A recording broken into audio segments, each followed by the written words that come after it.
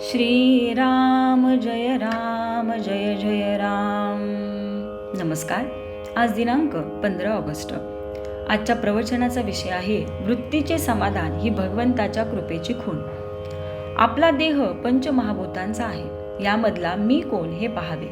जे नासणार ते मी कधी असणार नाही. म्हणजे पंचमहाभूतांचा मी नाही हे ठरले. जो शाश्वत असतो तो सच्चिदानंद असतो. मी भगवंत स्वरूप व्हावे अशी प्रत्येक मनुष्याची सुप्त अगर प्रगट इच्छा असते. तेव्हा त्यापैकी थोडा तरी मी असल्याशिवाय मला असे वाटणार नाही.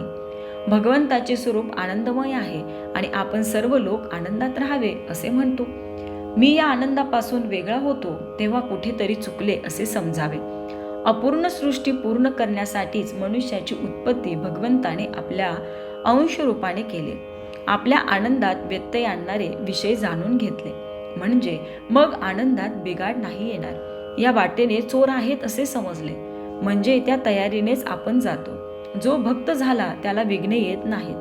भगवंताचे म्हणून कोणतेही काम केले म्हणजे त्रास नाही होत. आनंदाचा साठा कुठे निश्चित असेल तर तो भगवंताजवळ आहे. नाटकात राजाचे काम करणारा माणूस जसा मी खरा भिकारीच आहे हे ओळखून काम करतो त्याप्रमाणे आपण आपले खरे स्वरूप ओळखून प्रपंच करावा. नाशवंत वस्तूवर आपण प्रेम करतो तसेच लहान सहान गोष्टीत अभिमान धरतो. इथेच तर आमचे चुकते. मी जे नाही ते व्हावे यात सुख आहे असे वाटते.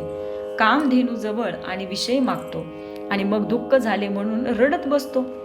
याला काय करावे. जो परमार्थात जाणता तोच खरा जाणता होय. परमार्थ म्हणजे बावळटपणा कसा असेल. अनेक बुद्धिमान विद्वान लोकांना जिथे आपल्या बाजूला वळवायचे असते तिथे बावळटपणाला वावच नाही. विद्वान लोक वेदांत अत्यंत कठीण करून जगाला उगीच फसवतात. मग सामान्य माणसाला असे वाटते की अरे हा वेदांत आपल्यासाठी नाही. परंतु ही चूक आहे. वेदांत हा सर्वांसाठी सर्व मनुष्य मात्रासाठी आहे. वेदांताशिवाय मनुष्याला जगताच येत नाही. घराच्या छपराखाली ज्याप्रमाणे सर्व लहान लहान फुले येतात त्याप्रमाणे वेदांतात इतर सर्व शास्त्रे येतात. शास्त्राचे मार्ग हे वृत्तीला भटकू न देण्यासाठी आहे. ते वृत्तीला हलू देत नाहीत. त्यात नामाची गाठ पडली की भगवंतापर्यंत साखळी जोडली जाते.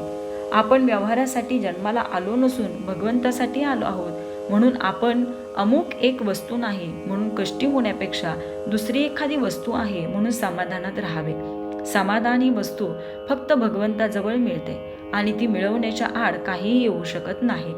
तात्पर्य वृत्तीचे समाधान असणे ही भगवंताच्या कृपेची खूण आहे आणि त्याकरता भगवंताचे सतत अनुसंधान ठेवणे अत्यंत आवश्यक आहे.